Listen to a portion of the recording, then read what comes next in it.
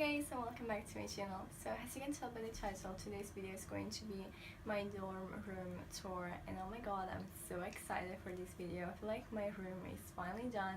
I actually really love how it's turning up, and the only concern that I have right now is about my bedding. It's getting colder, so I'm thinking about changing those, but I'm not really sure about which duvet set I want to buy, and so I ran this poll on Instagram asking you guys whether I should buy this bedding or not, and all of you said yes.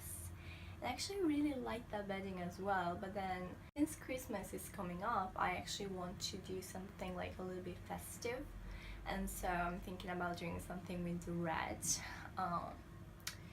But yeah, I'm not really sure, so let me know actually what you think in the comments down below. If you want to be a part of my next poll, be sure to follow me on Instagram. I'm at Byee_official, and I'll follow the self-promo. But before to get into this video, if you guys haven't already, I recommend you go and watch my pre-room tour so that you know where everything is from, since I'm not gonna get into details in this video.